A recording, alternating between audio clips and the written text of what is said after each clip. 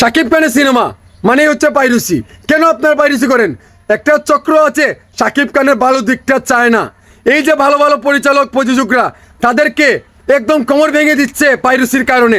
তারা কি আপনারা জানেন রিসেন্টলি মানে বাংলাদেশের সিনেমা এখন একদমই খুবই বাজে ছিল, কিন্তু 2023 সাল থেকে এখন পর্যন্ত মেবি শাকিব খানকে নিয়ে যে প্রডিউসার পরিচালক সিনেমা বানাচ্ছে, ব্যবসা সফল সিনেমা এবং কি বিগ বাজেটের সিনেমা, কোটি কোটি টাকা দিয়ে সিনেমা বানাচ্ছে, আর আপনারা পাইরেসি করে এই ইন্ডাস্ট্রিকে ধ্বংস করে দিচ্ছেন। এই ইন্ডাস্ট্রিটা আবারও ঘুরে দাঁড়িয়েছে, এবার আপনাদের পাইরেসির কারণে ইন্ডাস্ট্রি ক্ষতি হচ্ছে। আপনারা কি চান না? আপনার তো বাংলাদেশের নাগরিক, আপনার তো বাংলাদেশের ইন্ডাস্ট্রি, আপনার তো অধিকার আছে, কিন্তু আপনারা কেন পাইরেসি করেন? আপনারা কেন প্রডিউসারের মাথায় বাড়ি পাল ফেলছেন? একটা প্রডিউসার কত কষ্ট করে একটা সিনেমা বানায়, সেটা যারা করে তারা বোঝে।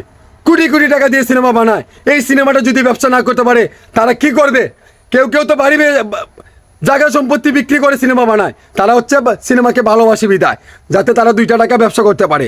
হল মালিকদের মাথায় হাত, মানে দর্শকের মুখে এমন কথাবার্তা, মানে আজব লাগে।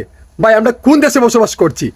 আমরা সিনেমা এত দূর নিয়ে যেতে যাচ্ছি যাতে বলিউডের সাথে আমরা পাল্লা দিতে পারি বাংলাদেশের ইন্ডাস্ট্রি। আমরাও শিখেছি কোটি কোটি টাকা দিয়ে ব্যবসা বানানি, 10 কোটি 20 কোটি টাকা দিয়ে সিনেমা, আমরা বাংলাদেশেও সিনেমা বানানো হয়।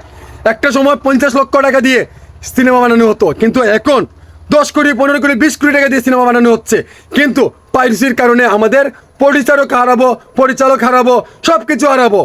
আমরা এত ভালো ভালো মানে ডিরেক্টর পেয়েছি, প্রডিউসার পেয়েছি, তাদেরকে যদি আমরা হারিয়ে ফেলি তাহলে আমাদের বাংলার ইন্ডাস্ট্রি আবারও ধ্বংসের পথে নেমে যাবে। যারা পাইরেসি করেছে তাদেরকে ভালোভাবে শিক্ষা দেওয়া হোক, এমনকি তাদের পিছনে কারা রয়েছে, কাদের কথা শুনে পাইরেসি করেছে তাদেরকেও আওতায় নিয়ে আসা হোক।